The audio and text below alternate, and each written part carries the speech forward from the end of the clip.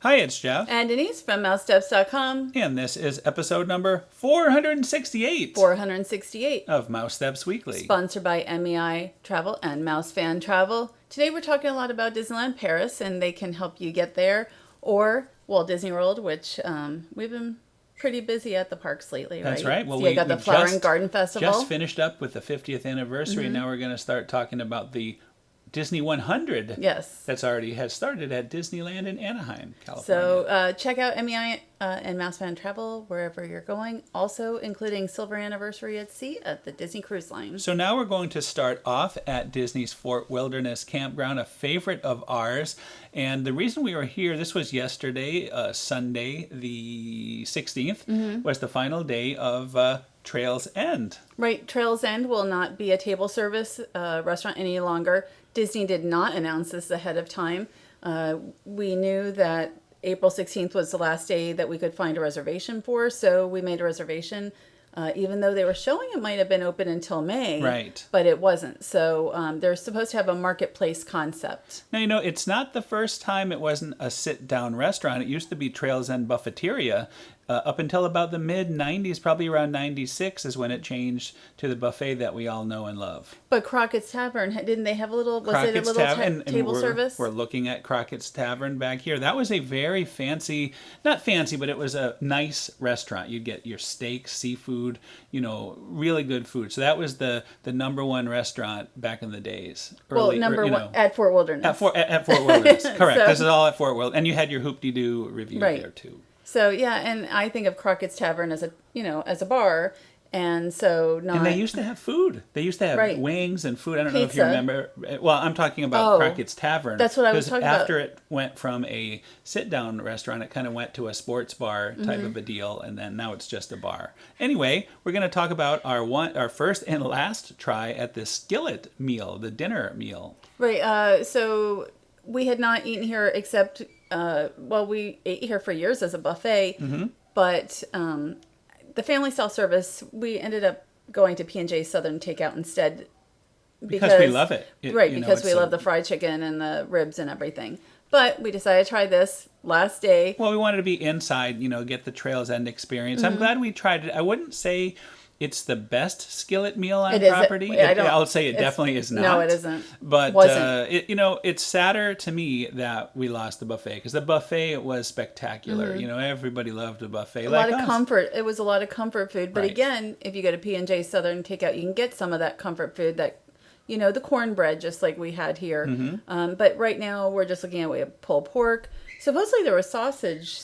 I did not see any sausage. So there was no sausage. I never sausage a place. Yes, the brisket was not that good, and the chicken was not bad, and then the corn I liked. Little hidden Mickey there. That's the barbecue sauce. 2 different flavors of barbecue sauce. The brisket really was very dry. It was dry, but it was kind of nice when you had that barbecue sauce. Oh. Pulled pork was great with the barbecue sauce. Well, actually, everything was better with the barbecue sauce.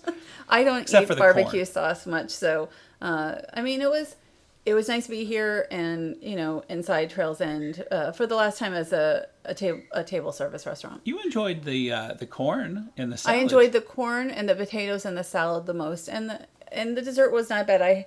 I liked the one that's sort of like a s'mores. A chocolate s'more, the one on the right. The others were very tasty, actually. The other ones there was like a banana, and also one that was like candy. I wasn't a fan of the candy so much. Usually we would get strawberry shortcake if they had any leftovers from next door, the Hoop-de-Doo. So I would always kind of hope for some of that. Well, for a birthday, or like if I had a birthday, we've had strawberry shortcake, which was very nice. At the buffet. Not really at the. Oh, that's right. Eventually, they did do like a strawberry shortake at the buffet, but towards the end of that run. But it wasn't quite exactly the same as in Hoop-de-Doo. Anyway, we're gonna miss Trails End. Although who knows? Maybe this wasn't a winner. No. The skillet. So maybe the new concept, it kind of is a throwback to the buffeteria in a way, where they'll have many different options. It sounds like. So it's supposedly it will open this summer. The way they make it sound like on the site and the website is that Trails End is closing for refurbishment and will reopen this summer, but they're not going to reopen the summer as the same either of these concepts. There will be no or sit down except for well, in Hoop-de-Doo. no table service. Table service. You correct, do get to sit correct. down. Yes, yes. When you eat. I know I've called it that too. So anyway, I don't know if the restaurant will look the same. Like we don't know. They're going to change it probably to some degree. Well, we'll find see. out. And whenever you're dining at Fort Wilderness, you have to give one picture. And there it is, the famous men's room picture. So we always have to show that every time. That's not going anywhere. No, we don't have a. And the wagon carriage rides. No. Wagon rides have returned. Yeah, but I guess they must have returned quite some time ago. But we have never been there to see it operating. And during Halloween, they were not running it. So now we're going to talk about the Disneyland Paris 30th anniversary grand finale. This was a gala event here and also coinciding with 5 years of Inside Ears. Hard to believe. We've been a member since the very beginning of it. The Disney, it's sort of like it's like a fan club, but they send us stuff to post. It's like a media fan club Yeah, almost. it's sort of like that. Combination of the two. So anyway, we're looking here. The ambassadors were speaking, and Natasha, the president of Disneyland Paris, came out, and they made a lot of announcements for the park. And the first announcement made was Disney Delight has expanded. I'll call it Disney Delight 2.0. And the Disney Delight it's a 30th anniversary drone show. Disneyland Paris just celebrated 31, but it is still celebrating 30 as well. And of course, we see here Disney Dreams. But there's the Disney Delight did not run on the anniversary. Well, it did run just without without drones. the drones. And we'll talk more about Disney Dreams. We have some great footage from our good friend Aroni, and we'll see that. Also, Pizzeria Bellanotte in Fantasyland now has a new dining room themed to Pixar's Luca.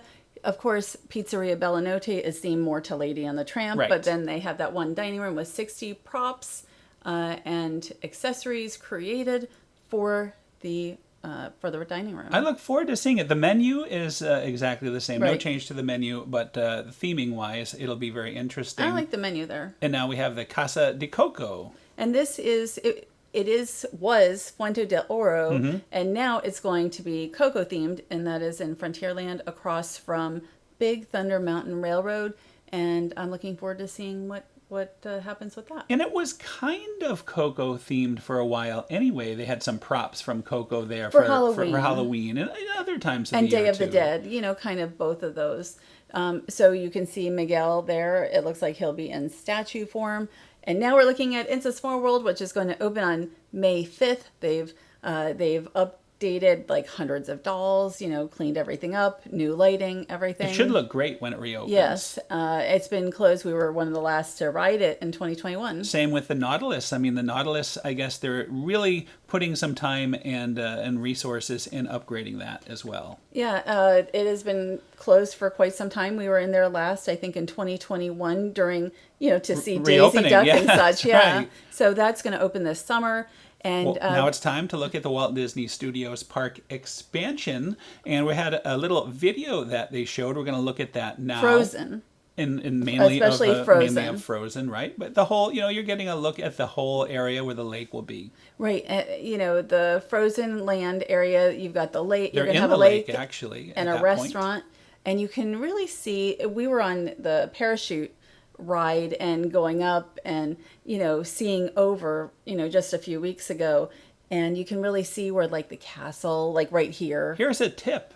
Parachute number 1. If you request number 1, that seems to be the best of the views of the parachutes. We learned that trial and error. And I think that what they're thinking, what the going rumor is probably like 2025 for this Frozen area. Mm-hmm. And, we're waiting also. There's supposed to be another expansion as well, which was originally going to be Star Wars. Right. And so nobody knows yet what that will be. This is, really. It looks beautiful. It's beautiful. If it was just this, yes, that would be amazing. It's hard to believe that this is going to be part of Disney's Walt Disney Studios. So Together a Pixar musical adventure will be staged starting this summer at Studio Theater.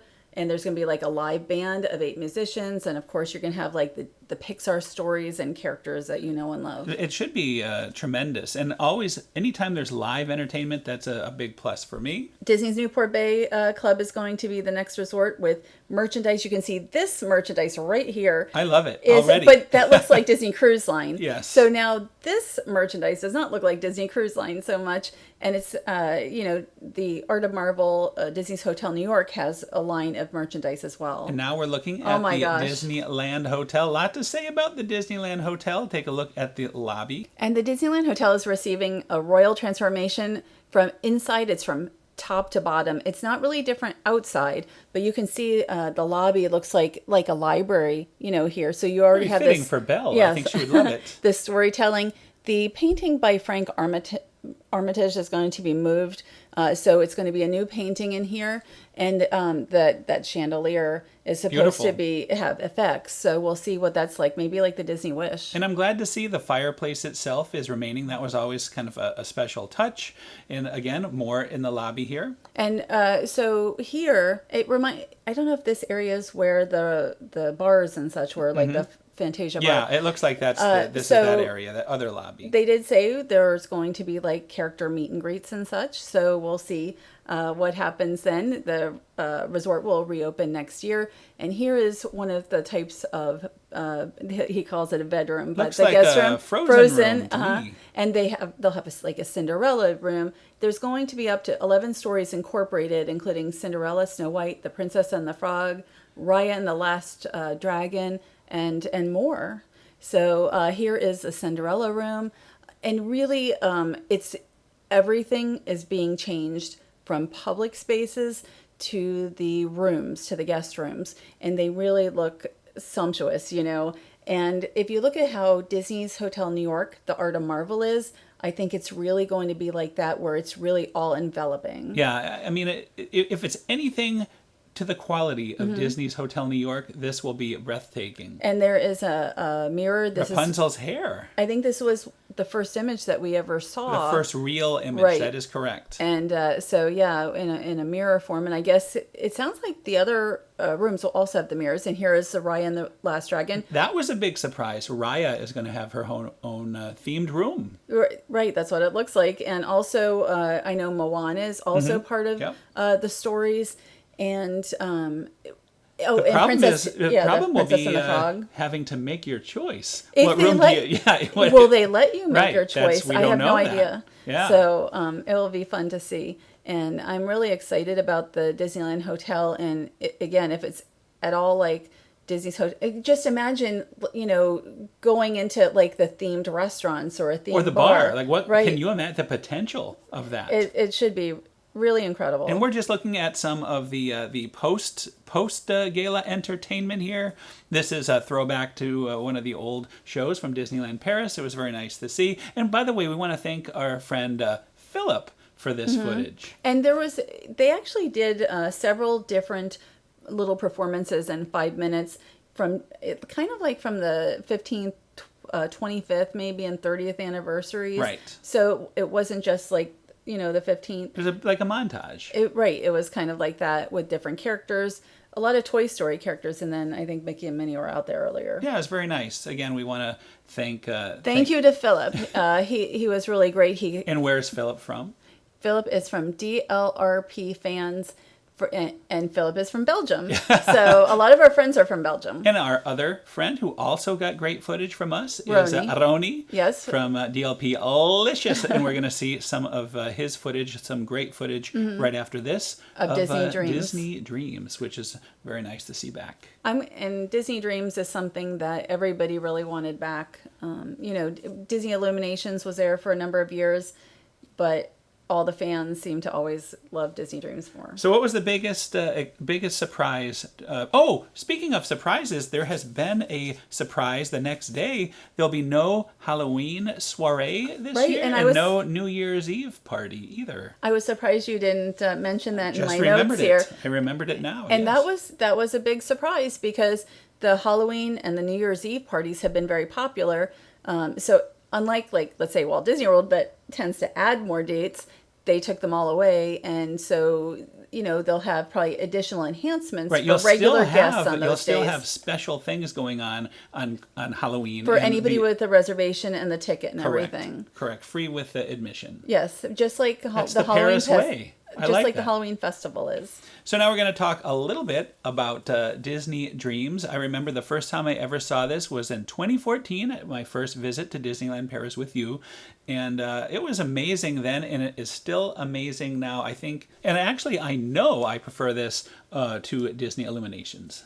But I was always surprised that a lot of our friends didn't really like Disney Illuminations because it was still It's a still a good great show. show. Yes, it really was there a was great still show. you had the fountains and the fire and the just like here, the all of these stories. Although it was more disjointed, but you can see the Sleeping Beauty Castle is gorgeous. And Well, there you were just watching the classic Beauty and the Beast, and for Disney Illuminations, you had the live-action version, right? Which isn't really something that most people have in their hearts. And then the Millennium Falcon or whatever, and the such, Star Wars, right? So we just saw the Hunchback of Notre Dame, which is probably very popular, right? I was going to say that's probably my favorite segment. And Tangled, but I would agree the Hunchback is, especially when you're watching it in France. How cool is that? And just, again, you have the lasers, you have the projections, you have the fire, you have the fountains here are stunning. And then the music, and it's just a fantastic show. And the steampunk section here is also amazing. One thing I'll have to say is this looks even better than what I remember it from 2014, and I think they've upgraded this. I think that there's a number of things that they upgraded. There's more projections. I know that at the very end you'll see they have the kind of like the Christmas lights, the LEDs on the turrets. And look at this. I mean, it's the projection mapping is terrific. And I believe this was like the 2014 version after Brave. Yes, that's correct, because Brave is in it. Right. I didn't have time to put all the segments, but there is that whole Brave segment is included in this version. It just and this is what I like. This is something new. You never had that before with the LEDs. Right. They added the LEDs, and I'm trying to think if it was last year, It right was before for Christmas. And also they had Disney Dreams of Christmas, so that was sort of a little something before they brought regular Disney Dreams back. So now we're going to talk about a dining experience we had, the Silver Spur Steakhouse. We did do this once before in the fall of last year, and we liked it so much we came back. And this time we're going to do a little review about it. This was actually our third time ever. The first time I went, the smoke got my eyes so much that I don't even think we talked about it, but I haven't had that issue these couple times. Right. The Silver Spur Steakhouse, all of the restaurants at Disneyland Paris are just so gorgeously themed. Right. I mean, and look at the chairs. It's really beautiful. And like the cow theming with the fur on the chairs. And it really, just the outfits, the attention to detail here is fantastic. On the other hand, though, the menus have been scaled back at, pretty much all the restaurants. That's right. When we first dined here, it was around Halloween time a number of years before COVID, and they had a special Halloween menu with special bonus enhancements, and you can order all sorts of different things. Here, you're very limited on what you can order. I think we both ended up with flank steak. It used to be they'd have a bunch of different steaks, just like Bistro Chez Remy also. So just like Walt Disney World, things have been scaled back a fair bit. That said, though, I did very much enjoy my steak and my experience here. And I think that the price point for 45 for the 3-course or 35 euros for the 2-course is very good, especially since we got 15% off. And that includes your tax and your gratuity, although you can leave a little something extra, which we always do. So again, you can see all the drinks here and such, like a soda versus, a glass of wine is often not that much different. I ended up getting a celebration cocktail because it was one of our last days and I wanted to. Yeah, no, and it was good. I tried it. It was very tasty. A little, I don't remember it being too heavy in alcohol. There I am. You've got the Perrier. Oh, with the bubbles, yes. I discovered that at Walt, and I liked it so much, I ordered it again on this day. But the bubbles, doesn't all Perrier have the bubbles? No. You can get the still or the bubble do versions. They have? Yes. I think. I don't know. Maybe not. I don't drink Perrier. Well, I don't know. Why do they call it bubbles? It just should be. I have no idea. Anyway, we're looking at, I believe this is called the cowboy platter. It's a tiny bit of a bunch of things. It's an appetizer. So you get a couple. The guac was actually quite good on that, believe it or not, with the chips. Was it? Mm-hmm. And I ended up getting a salad, which was, just okay for me, but not bad. A vegan salad or something like that? Yeah, it's a vegan salad. It looks like chicken, but it's not chicken. I tried it. I wasn't a big fan of it. There's like avocado, I think kidney beans and tomatoes. It was just okay for me. And this is what we're there for. You're cooking up some steak. Yes. They have a lot of flank steak, I think, at Disneyland Paris. Like in Bistro Chez Remy, it's really the same type of steak. Well, it's probably easier for them. They just have to order a lot of one style. Yes, that's probably it. So you're just still watching them making it, and here, you got the bullseye barbecue sauce. I never see bullseye barbecues except here at this restaurant. So it's kind of, it's something I used to always get for years, but that was 20 years ago. Right. I wonder if they still make it and sell it in the U.S. We'll have to check. Probably. Have to check Publix. I don't buy a lot of barbecue sauce. So here's our steak, and you can see the potatoes. It's not like a lot of potatoes or anything. To me, though, this is like the perfect portion size for a meal without feeling too full. You got a little corn there. I don't remember if that was a little asparagus. And the steak was very tasty. It really was. I enjoyed that very much.